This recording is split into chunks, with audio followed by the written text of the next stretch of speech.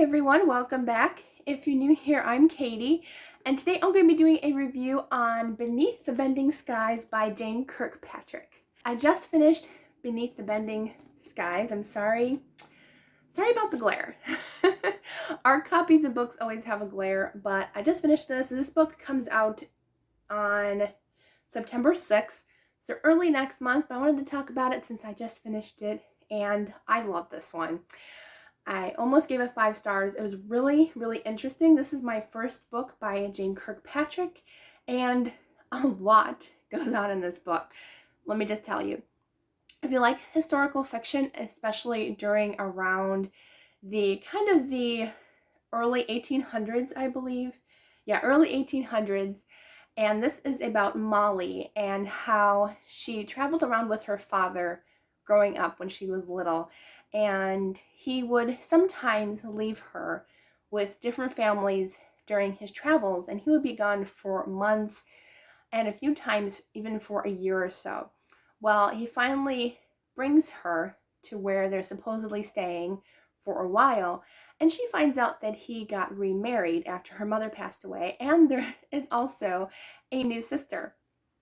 So it's quite a surprise for her, and she's not sure what she thinks of this new person in her life that is now her mom. But I just love how Molly does take it hard at first, but she's also really young. So she grows to understand Ma Ann, who is her new stepmom. And they have a relationship together that I just really loved throughout the book. So her and her father and her stepmom, they keep moving. Her father is a person who moves kind of with the gold rush, and he has gotten into quite a few financial issues with partners, trust issues, where he trusts people to take care of the store and they just sell the store and leave, and he's out of that money. So they keep moving to different places, and they finally land in a small town called Helena in Montana, and that's where Molly falls in love with a man named Peter.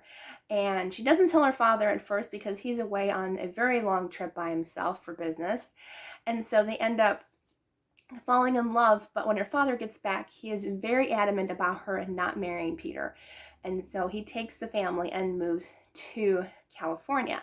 But she's still in love with Peter, and Peter loves her. And so you kind of get the idea that Molly's dad is pretty much a control freak in this situation, honestly, where he's like in the beginning you think like, oh, he might know something about Peter that isn't right for her, but then you find out that he just wants his daughter's love all to himself. He doesn't want to share her with anybody. He wants her to take care of him for the rest of his life, pretty much. So that's the beginning. But then we find out that a few years later, Peter is still in love with Molly, and so they end up getting married, even though her father really doesn't wish it. And they move back to Montana, her and Peter, where Peter, he owned a newspaper, and this poor guy just ends up going through all these hardships, but Molly just sticks with him. And it's just through the hardships, they really build a life that is God-given and right for them.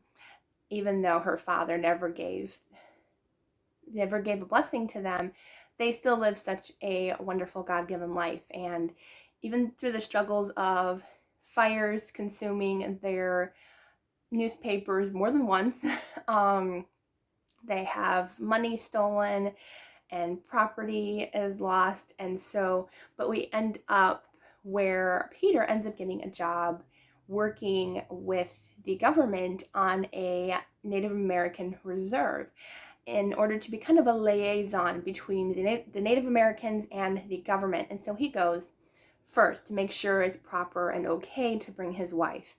And so Molly ends up going, and just, I loved it. There was quite a bit of political talk, as well as talking about the Native American wars that were happening back then. But besides that, I really enjoyed the story.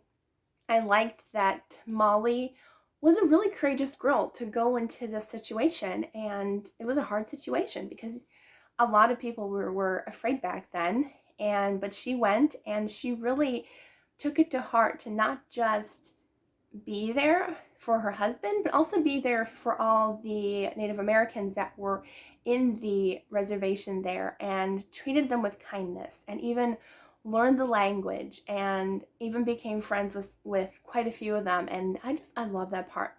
I loved the relationship between the Native Americans and Molly and Peter.